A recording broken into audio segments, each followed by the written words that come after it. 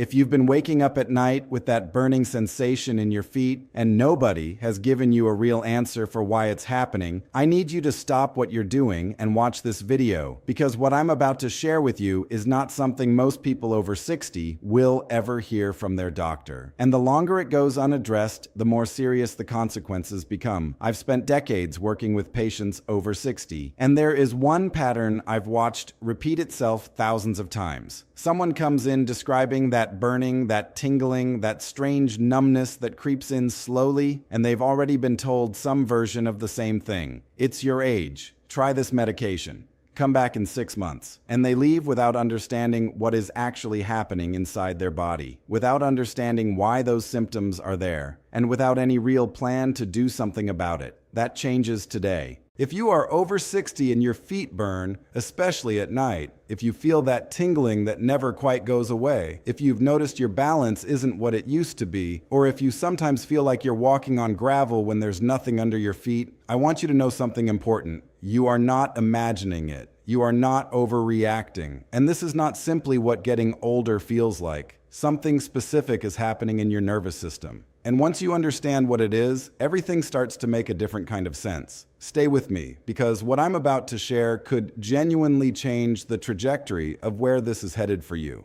Let me describe something and tell me if it sounds familiar. You get into bed at night, finally after a long day, and instead of drifting off to sleep, you feel it. That heat in the soles of your feet. Not warmth, heat, like your feet are pressed against something that's been sitting in the sun. Sometimes it's a deep ache, sometimes it's closer to a buzzing, and sometimes it's that sharp electric jolt that comes out of nowhere and makes your whole leg flinch. You kick the blankets off because even the lightest pressure against your feet is unbearable. You lie there in the dark, exhausted but unable to sleep. And it's not just the nights. During the day, you notice other things. You reach for something on a low shelf, and you have to grab the counter on the way back up because your balance shifted. You walk across a room, and your foot doesn't quite land the way you expected. You've started watching where you put your feet in a way you never had to before. Stairs require more attention, uneven surfaces feel genuinely risky, and somewhere in the back of your mind, a thought has started forming, a thought you don't say out loud, about what this might mean for the years ahead. In my years working with patients over 60, I've seen this exact experience. This specific combination of burning, tingling, numbness, and instability. More times than I can count. And I've watched it follow a predictable path when it's not properly understood. Not because these patients were careless, not because they didn't try to get help, but because the help they were offered was aimed at covering the sensation, not at addressing what was creating it. Here's what you need to understand. That burning in your feet is not random. It is not simply the result of getting older. It is your nervous system sending a signal that something specific is happening to the nerves in your extremities, something that has been building quietly over time.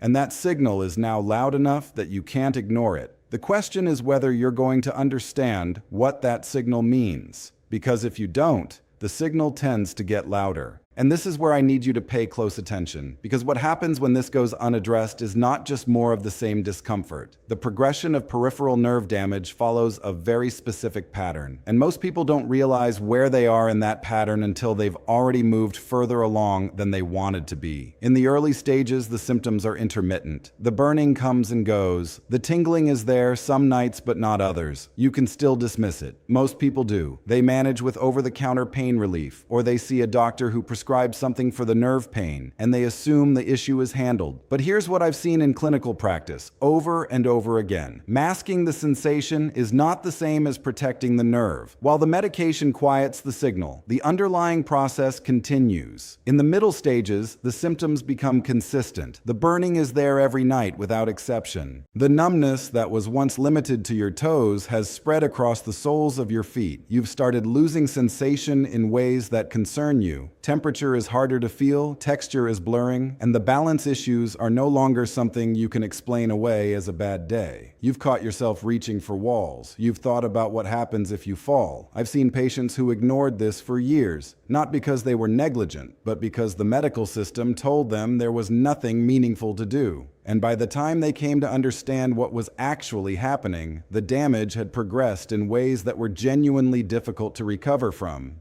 I've had patients tell me they gave up dancing. They gave up their morning walks. They stopped going to their grandchildren's events because navigating unfamiliar environments felt too risky. Falls are the leading cause of accidental death in adults over 65. And peripheral nerve damage is one of the primary reasons those falls happen. When you can't feel the ground properly, when the feedback loop between your feet and your brain is compromised, your body cannot make the micro-corrections that keep you upright. That is not a trivial concern. That is a clinical emergency that most people don't recognize until it's too late. And the final stage, the one nobody wants to think about, is complete loss of protective sensation in the feet. The inability to feel pain that is supposed to alert you to injury. Wounds that go unnoticed, infections that take hold. I've watched this progression happen. I've had these conversations with patients and their families, and I want you to understand none of it is inevitable, but it requires understanding what is actually driving it, not just treating the surface. If what I'm sharing today is new to you, and I suspect it is, make sure you subscribe to this channel.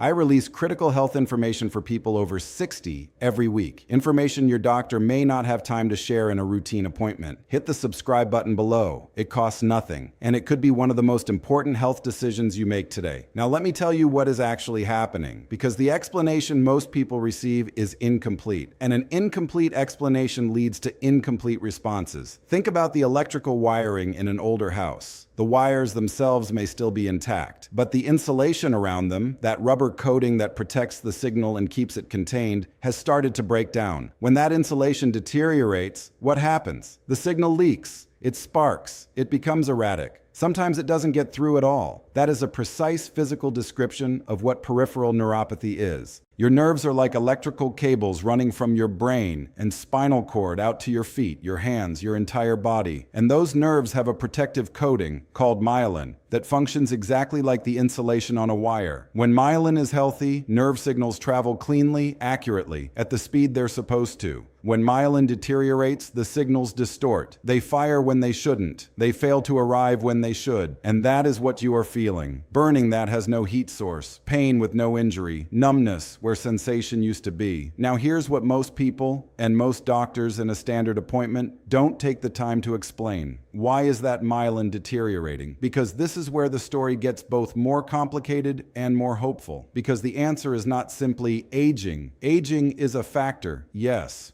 But the specific mechanism involves several identifiable, measurable deficiencies that are extraordinarily common in people over 60, and that the medical system rarely screens for comprehensively. The first, and perhaps most significant, is vitamin B12. Specifically, the form of B12 that actually reaches nerve tissue. Here's what the research is clear about. B12 is essential for the production and maintenance of myelin. Without adequate B12, the myelin sheath cannot be properly synthesized or repaired, and after the age of 60, the body's ability to absorb B12 from food drops dramatically. The stomach produces less of what's called intrinsic factor, the protein that allows B12 to be absorbed in the gut. Add to that the fact that millions of people over 60 take metformin for blood sugar management, and metformin is clinically documented to deplete B12 levels significantly in long-term users. And you have a population that is chronically, silently deficient in the single most important nutrient for nerve health. Studies suggest that up to 40% of adults over 60 have insufficient B12 levels. 40%, and the vast majority have no idea. But here's what makes it even more complex, and this is where the research gets genuinely surprising. Not all B12 is the same. Standard B12 supplements, the cyanocobalamin form you'll find in most drugstore multivitamins, does not cross into nerve tissue the way it needs to. Your body has to convert it first, through a process that becomes less efficient with age.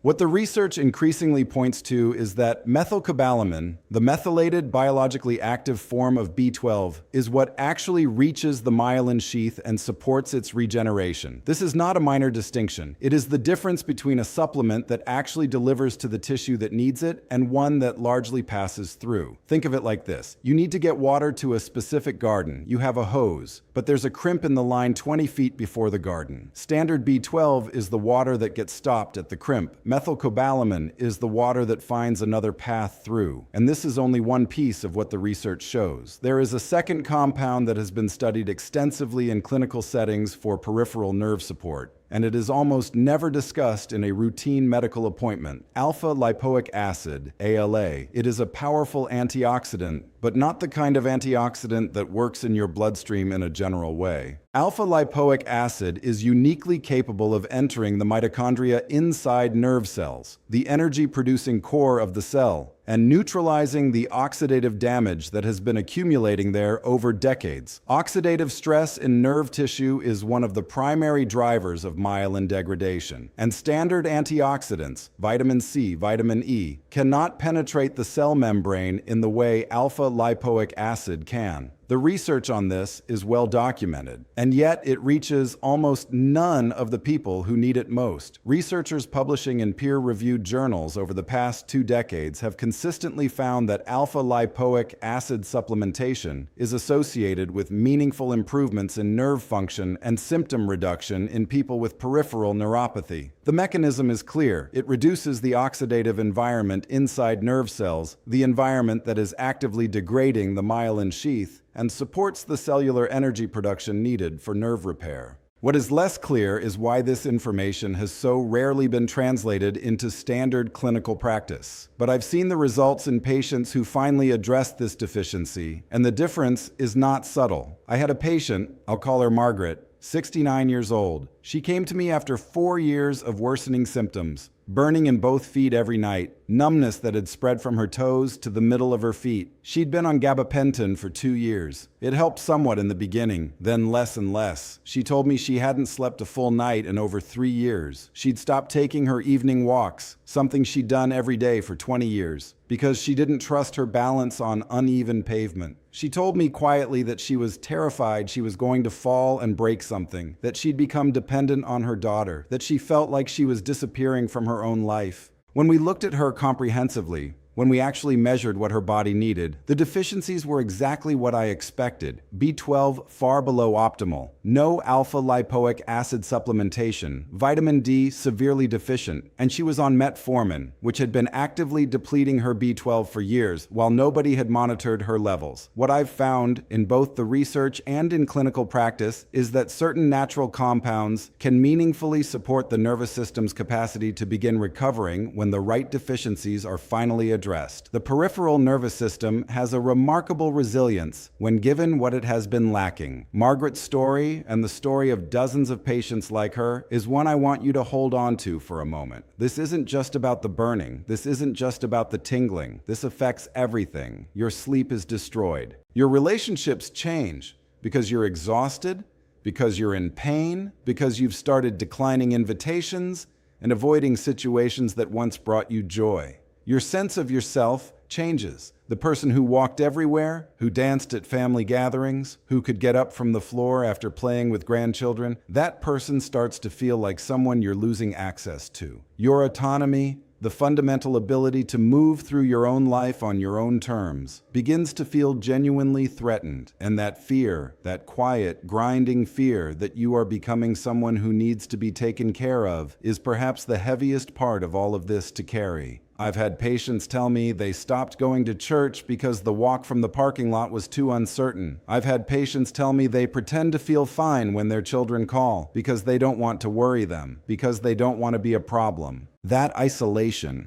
that shrinking of a life, is not an acceptable outcome, and it is not an inevitable one. The link in the description below takes you directly to the natural nerve support formula I recommend to my patients. It combines everything I've covered today in the specific forms that actually reach nerve tissue. Take a look when you have a moment. I think it will make a lot of sense after what you just learned. Let me continue walking you through what the research shows, because there are several more compounds that are critical to this picture, and understanding them gives you a complete view of what supporting your nervous system actually requires. Acetyl L-carnitine is an amino acid compound that addresses a different but equally important piece of the puzzle. Nerve cells require significant energy to function and to repair. That energy comes from the mitochondria inside each cell. Acetyl L-carnitine is responsible for transporting the fatty acids that mitochondria use as fuel. When this compound is deficient, which becomes increasingly common with age, nerve cells are essentially running on an inadequate energy supply. The repair process that the nervous system is capable of initiating becomes sluggish. Clinical research has studied acetyl L-carnitine extensively in the context of nerve health support, and the findings consistently point to its role in supporting the cellular energy that damaged nerves need to begin recovering. This is not a general energy supplement. This is a compound that works specifically at the cellular level in nerve tissue. Vitamin D3 is the next piece of what the research increasingly reveals. Most people think of vitamin D as a bone health nutrient, and it is. But what researchers have been discovering over the past decade is that vitamin D receptors are present throughout the nervous system, including in peripheral nerve cells.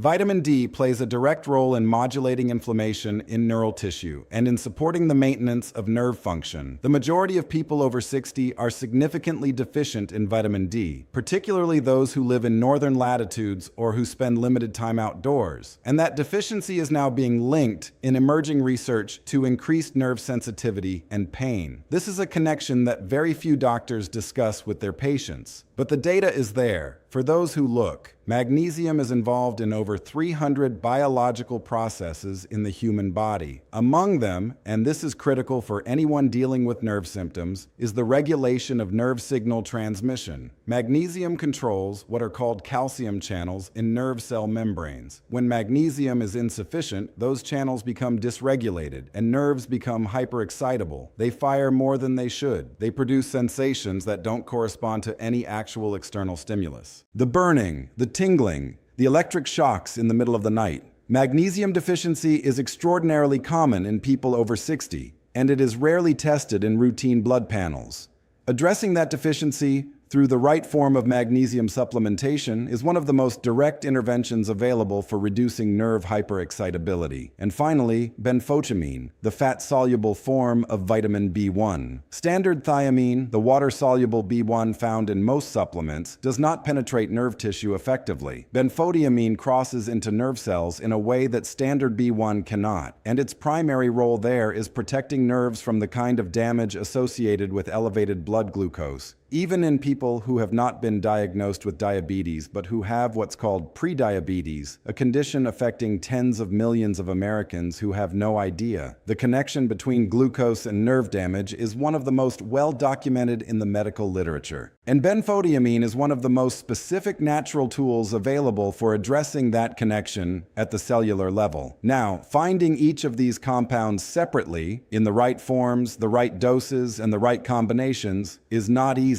And most people over 60 don't have the time or the knowledge to put this together on their own. That's why I've left a link in the description to a formula that brings all of this together. I've reviewed it carefully, and it's one of the few options I feel comfortable recommending to my patients. I want to speak directly to something that may be on your mind. If this information is so available, if the research on these compounds is so clear, why haven't you heard this from your doctor? This is a legitimate question, and the answer is not a conspiracy. It is a system problem. Physicians in the current healthcare environment have an average of 7 to 12 minutes per patient visit. In that time, they are managing diagnoses, reviewing medications, updating records, and addressing the most urgent presenting concern, the nutritional and biochemical nuances of nerve health, the difference between cyanocobalamin and methylcobalamin, the role of ALA inside mitochondria, the glucose-nerve connection in prediabetes. These are not the topics that get covered in standard medical education or in routine appointments. They require time and ongoing attention to research that falls outside the standard pharmacological paradigm. Your doctor is not withholding this information out of indifference. The system simply does not prioritize it, and the result is that millions of people over 60 are suffering from something that is far more addressable than they've been led to believe. You are not powerless here. That is the thing I most want you to take away from this conversation. Your nervous system, even when it has been under siege for years, retains a remarkable capacity to respond when it is given what it needs. The peripheral nervous system is not static. It is alive. It is attempting constantly to maintain itself.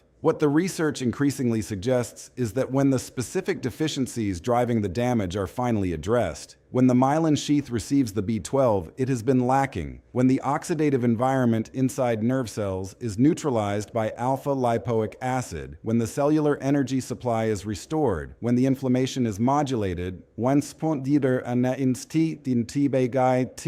the recovery process that your body has been trying to initiate can finally begin. I've watched patients who had written themselves off, who had genuinely accepted that burning and numbness and instability were simply their future, experience changes they didn't think were possible. Not overnight, not miraculously, but meaningfully, progressively, in ways that gave them back parts of their lives they thought were gone. You are not at the end of this story. You are at a moment of understanding, and what you do with that understanding matters. If today's video opened your eyes to something important, share it with someone you care about, because there are millions of people over 60 dealing with this silently, and they don't have to. The link in the description goes directly to the natural formula I recommend. Take a look when you have a quiet moment. Subscribe for more critical health information every week, and leave a comment below. What was the most surprising thing you learned today? I read every single one.